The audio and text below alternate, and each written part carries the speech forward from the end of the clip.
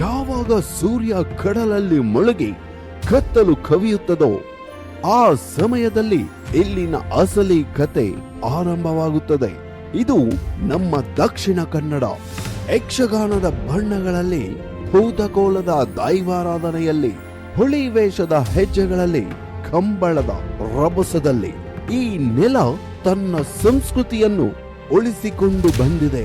ಹಾಗೆಯೇ ಕುಕ್ಕೆ ಸುಬ್ರಹ್ಮಣ್ಯದ ಭಕ್ತಿಯಲ್ಲೂ, ಧರ್ಮಸ್ಥಳದ ಸೇವಾ ಪರಂಪರೆಯಲ್ಲೂ ಶತಮಾನಗಳ ನಂಬಿಕೆ, ಆಧ್ಯಾತ್ಮದ ಛಾಯೆ ಇಲ್ಲಿ ಕಾಣಿಸುತ್ತೆ. ಆಳುಪ ಅರಸರ ಆಳ್ವಿಕೆಯಿಂದ ಕರಾವಳಿಯ ವ್ಯಾಪಾರದ ಇತಿಹಾಸದವರೆಗೆ ಕಾಲ ಬದಲಾಗಿದ್ದರೂ ಈ ನೆಲ ತನ್ನ ಬೇರುಗಳನ್ನು ಎಂದಿಗೂ ಮರೆತಿಲ್ಲ. ಪಶ್ಚಿಮ ಘಟ್ಟಗಳ ಮಂಜು, ಪ್ರಕೃತಿಯ ಪ್ರತಿಯೊಂದು ರೂಪವೂ ಇಲ್ಲಿ ತನ್ನದೇ ಕಥೆಯನ್ನು ಹೇಳುತ್ತದೆ.